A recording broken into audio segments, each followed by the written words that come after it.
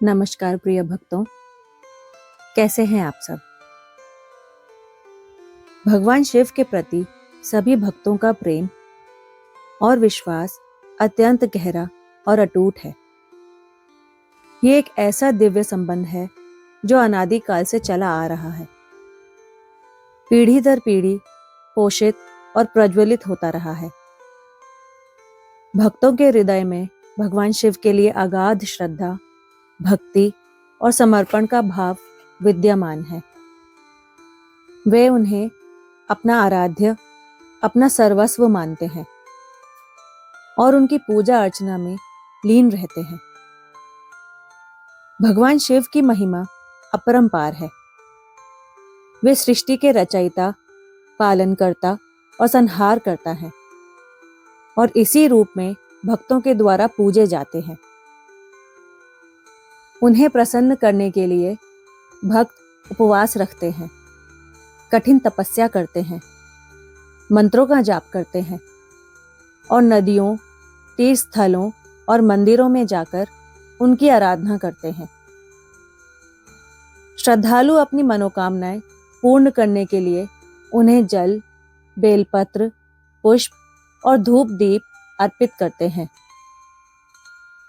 तो भगवान शिव भी अपने भक्तों पर हमेशा अपनी कृपा दृष्टि बनाए रखते हैं। उनकी लीलाएं अनंत हैं और उनकी करुणा का कोई पार नहीं। वे अपने भक्तों के दुखों को हरते हैं और उन्हें सुख समृद्धि का आशीर्वाद प्रदान करते हैं। भगवान शिव की भक्ति में लीन होकर भक्तों को एक अद्भुत शांति, संतोष और आनंद का अनुभव होता है। ऐसा लगता है जैसे उनकी दिव्य शक्ति भक्तों के भीतर समाहित हो गई है और उन्हें एक नई ऊर्जा और प्रेरणा का प्रदान कर रही है। यह अटूट विश्वास और प्रेम ही भगवान शिव और उनके भक्तों के बीच के दिव्य संबंध की नींव है, जो समय के साथ और भी गहरा हो जाता है। इस वर्ष यानी 2025 में महाशिवरात्रि 26 फरवरी को है, तो अपनी पूजा की तैयारियों में जुट जाइए। यह पावन पर्व भगवान शिव को समर्पित है और इस दिन उनकी विशेष पूजा अर्चना का विधान है। इस दिन व्रत रखें, शिवलिंग पर जल अभिषेक करें और बेलपत्र, धतूरा आदि अर्पित करें। रात्रि जागरण का भी विशेष महत्व है, जिसमें शिव मंत्रों का जाप और भजन कीर्तन किया जाता है। इस शुभ अवसर पर भगवान शिव का आशीर्वाद प्राप्त करें और अपने जीवन को धन्य बनाएं। महाशिवरात्रि के व्रत का विधान। शिवरात्रि से एक दिन पूर्व त्रयोदशी तिथि में भगवान शिव की पूजा करनी चाहिए और व्रत का संकल्प लेना चाहिए। इसके उपरांत चतुर्दशी तिथि को निराहार रहना चाहिए। महाशिवरात्रि के दिन भगवान शिव को गंगा जल चढ़ाने से विशेष पुण्य प्राप्त होता है। महाशिवरात्रि के दिन भगवान शिव की मूर्ति या शिवलिंग को पंचामृत से स्नान कराकर ओम नमः शिवाय मंत्र से पूजा करनी चाहिए। इसके बाद रात्रि के चारों पहर में शिव जी की पूजा करनी चाहिए और अगले दिन प्रातःकाल ब्राह्मणों को दान दक्षिणा देकर व्रत का पारण करना चाहिए। इस दिन भगवान शिव को बिल्व पत्र के साथ सफेद आंकड़े के फूल अर्पित करना चाहिए। भगवान शिव को बिल्व पत्र व सफेद आंकड़े के फूल बेहद प्रिय हैं। शिव पुराण के अनुसार भगवान शिव को रुद्राक्ष, बिल्व पत्र, भांग, शिवलिंग और काशी अति प्रिय हैं। इस दिन महानिशित काल में महामृत्युंजय का जाप करने से रोग शोक से राहत मिलती है। कोई भी व्रत पूर्ण श्रद्धा रखकर किया जाए तभी फलदायक होता है। हर कोई चाहता है कि वह भगवान की आराधना करे, उपवास रखे, साथ ही वह भगवान से अपने दुखों को दूर करने की भी वंदना मांगता है और जीवन में तरक्की की कामना करता है। माना जाता है कि महाशिवरात्रि के सिद्ध मुहूर्त में शिवलिंग को प्राण प्रतिष्ठित करवाकर स्थापित करने से व्यवसाय में वृद्धि और नौकरी में तरक्की मिलती है। शिवरात्रि के प्रदोष काल में स्फटिक शिवलिंग को शुद्ध गंगा जल, दूध, दही, घी, शहद और शक्कर से स्नान करवाकर धूप दीप जलाकर मंत्र का जाप करने से समस्त बाधाओं का शमन होता है। बीमारी से परेशान होने पर प्राणों की रक्षा के लिए महामृत्युंजय मंत्र का जाप करें। याद रहे, महामृत्युंजय मंत्र का जाप रुद्राक्ष की माला से ही करें। मंत्र दिखने में छोटा दिखाई देता है, किंतु प्रभाव में अत्यंत चमत्कारी है।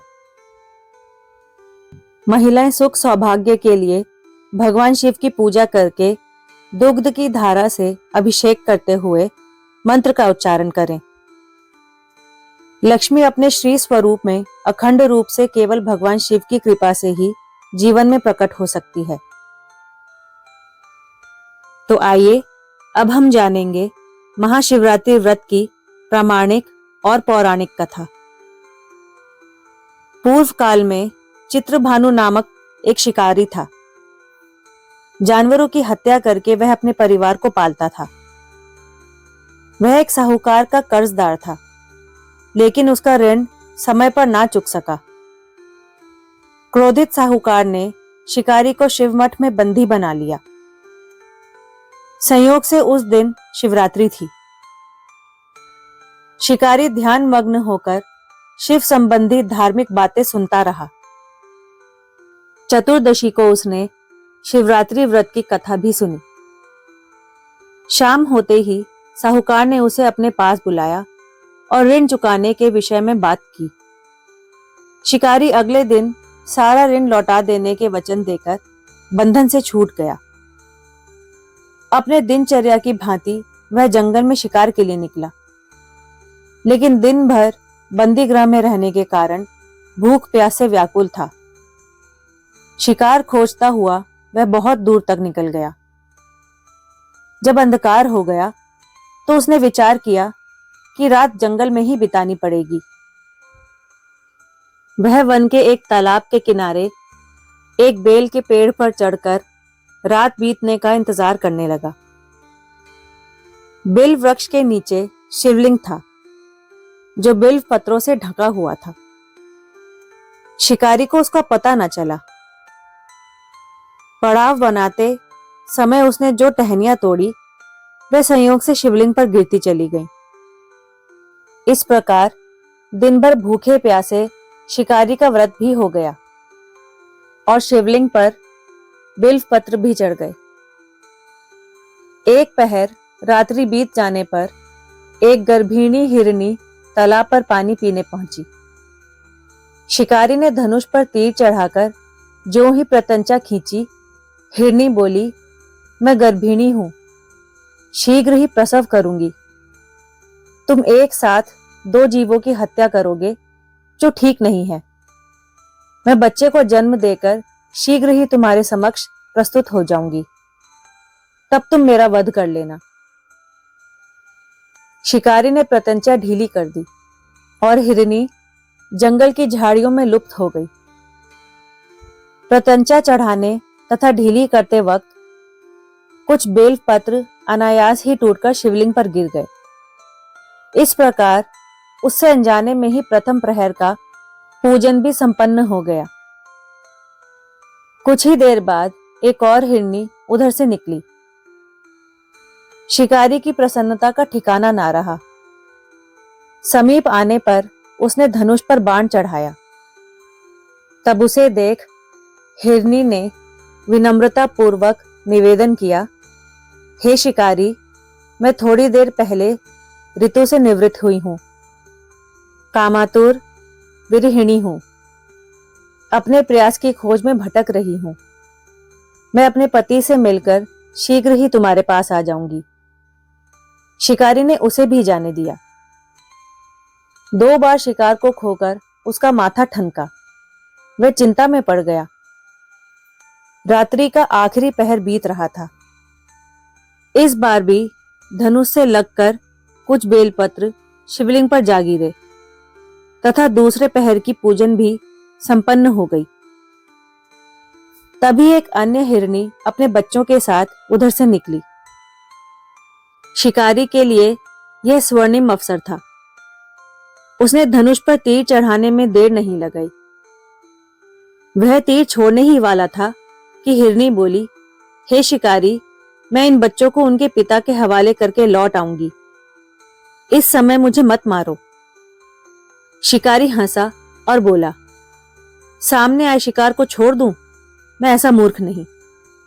इससे पहले मैं 2 बार अपना शिकार खो चुका हूं। मेरे बच्चे भूख प्यास से व्यग्र हो रहे हैं।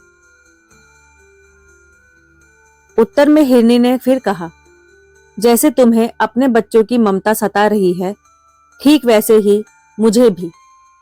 हे शिकारी, मेरा विश्वास करो, मैं इन्हें इनके पिता के पास छोड़कर तुरंत लौटकर आने की प्रतिज्ञा करती हूं। हिरनी का दुख भरा स्वर सुनकर शिकारी को उस पर दया आ गई। उसने उस हिरनी को भी जाने दिया। शिकार के अभाव में तथा भूख प्यास से व्याकुल शिकारी अनजाने में ही बेल वृक्ष पर बैठा बेल पत्र तोड़ तोड़कर नीचे फेंकता जा रहा था। पांव फटने को हुई तो एक हष्ट पुष्ट मृग उसी रास्ते पर आया। शिकारी ने सोच लिया, इसका शिकार वह अवश्य ही करेगा। शिकारी की तनी प्रत्यंचा देखकर वह मृग विनीत स्वर में बोला, हे शिकारी, यदि तुमने मुझसे पूर्व आने वाली 3 मृगियों तथा उसके छोटे छोटे बच्चों को मार डाला है, तो मुझे भी मारने में विलंब ना करो, ताकि मुझे उनके वियोग में एक क्षण भी दुख ना सहना पड़े। मैं उन हिरनियों का पति हूं। यदि तुमने उन्हें जीवन दान दिया है, तो मुझे भी कुछ क्षण का जीवन देने की कृपा करो। मैं उनसे मिलकर तुम्हारे समक्ष उपस्थित हो जाऊंगा। यह बात सुनते ही शिकारी के सामने पूरी रात का घटना चक्र घूम गया। उसने सारी कथा मृग को सुना दी। तब मृग ने कहा, मेरी तीनों पत्नियां जिस प्रकार प्रतिज्ञाबद्ध हो गई हैं, मेरी मृत्यु से अपने धर्म का पालन नहीं कर पाएंगी। अतः जैसे तुमने उन्हें विश्वास पात्र मानकर छोड़ा है, वैसे ही मुझे भी जाने दो।